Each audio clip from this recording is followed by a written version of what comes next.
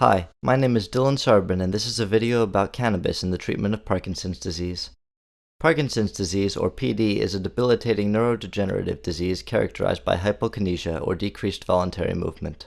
PD can cause slower movements, difficulty making facial expressions, tremors, and muscle rigidity. It can also cause non-motor symptoms that worsen quality of life, such as pain, sleep disturbances, and anxiety.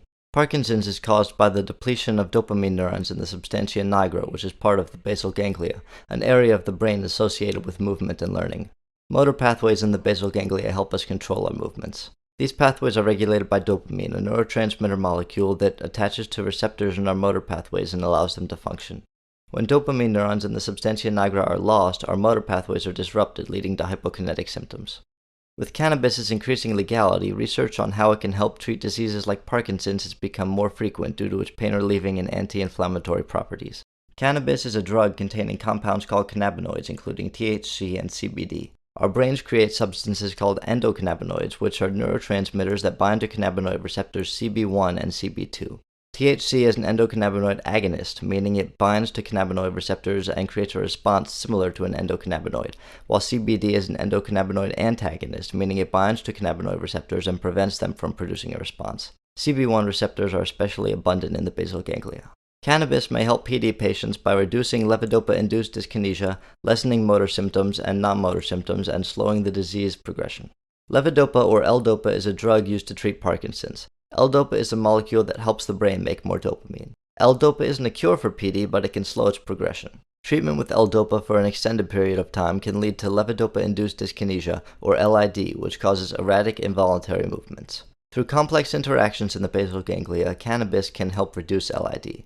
THC and other CB1 agonists bind to CB1 receptors and cause changes in the neurotransmission of GABA, glutamate, and dopamine, which are important signaling molecules in our motor pathways.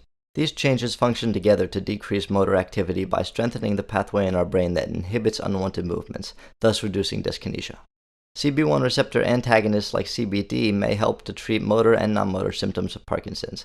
THC agonizes CB1 to decrease motor activity, while CBD antagonizes CB1 to increase motor activity, which can reduce Parkinsonian symptoms. It may seem like THC and CBD would cancel each other out, but they can be thought of as regulatory mechanisms that bring abnormal motor pathways back to homeostasis, as the two can function simultaneously in different regions of the basal ganglia. Research has also suggested that cannabinoids may have neuroprotective effects by decreasing the brain's inflammatory response and slowing the death of dopamine molecules, thus slowing the progression of Parkinson's. This diagram shows some of the mechanisms through which CBD has an anti-inflammatory effect on the brain.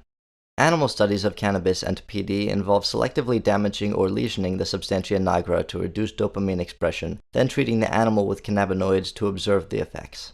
Garcia and colleagues studied THC in rodent models of PD and found that it reduced Parkinsonian symptoms and slowed the disease's progression. Giuliano and colleagues studied CBD in rat models of PD and observed similar effects. Such studies allow us to draw inferences about the efficacy of cannabis in treating PD without subjecting humans to unethical experimentation. While there have only been a few studies in which human PD patients are given either cannabinoids or a placebo, one small study did show a reduction in LID with administration of nabilone, a synthetic version of THC. Other similar studies have produced insignificant results, possibly due to their small sample size and differing methodologies. Surveys of PD patients who use cannabis, such as one by Venderova and colleagues, have found that cannabis helps reduce tremors, bradykinesia, muscle rigidity, and LID. Other surveys have also found that cannabis use reduced non-motor symptoms. Survey evidence does not prove that cannabis reduces Parkinson's symptoms, as there may be other causal factors, but it strongly suggests the need for more experimental research. More randomized control trials are needed to determine the efficacy and side effects of cannabinoids in Parkinson's patients. There's yet to be a study in which some patients are given a placebo and others are given either THC, CBD, or a combination of the two. I believe that such a study could be instrumental in determining whether cannabis is a viable treatment for PD and how it should be administered for maximum efficacy. While a Parkinson's diagnosis is not inherently fatal, the disease can be severely debilitating as it progresses and lead to death through accidents like falls. Cannabis is not a cure for PD, but if we understand how it functions in our motor pathways, we may be able to administer it to patients to improve daily symptoms, slow the disease progression, and enhance their quality of life. Thank you for listening.